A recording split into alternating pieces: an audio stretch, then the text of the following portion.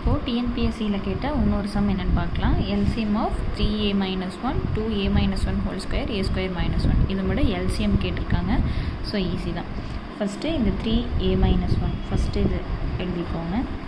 இதை வந்து ஈக்குவேட் பண்ணிங்கன்னா அது அப்படியே தான் வரும். 3 × a - 1 இது பெருசாக எதுவும் பண்ண முடியாது.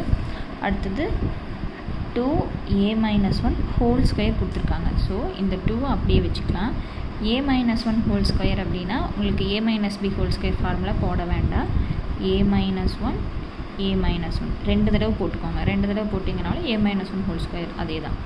அடுத்து என்ன கொடுத்துருக்காங்க? a square -1 a square -1. இப்போது 1ல் பவரில் எதுவும் இல்லை. இப்போ a ஸ்கொயர் மைனஸ் இந்த 1ல் எதுவும் இல்லைனாலும் உங்களுக்கு அதே தான் ஸ்கொயர் தான் ஆன்சர். ஸ்கொயர் தான் வச்சுக்கணும். So a square - b square formula a square - b square formula இதுக்கு சப்ஸ்டியூட் பண்ணணும். அப்போ என்ன வரும்? a - 1 வரும், a + 1 வரும். ஓகேங்களா? இப்போது எல்சிஎம் கேட்டிருக்காங்க, லோவஸ்ட் காமன் ஃபேக்டர். அப்போது இந்த எல்லாத்துலேயும் சேமாக இருக்கிறது என்ன? இந்த a - 1. ஓகேங்களா? ஸோ இந்த a - 1 அப்படியே வச்சுக்கோங்க.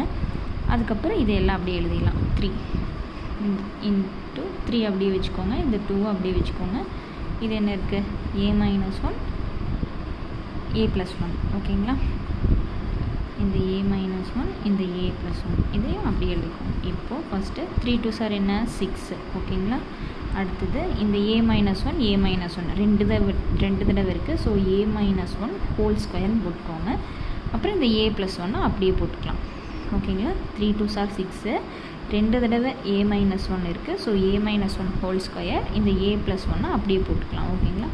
ஸோ இதுதான் நம்மளோட எல்சிஎம். எல்சிஎம் நம்மளுக்கு கிடச்சிருக்குது என்ன? 6a - 1 whole square a + 1. So answer D தான் கரெக்ட் ஆன்சர். ஓகேங்களா? தேங்க்யூ.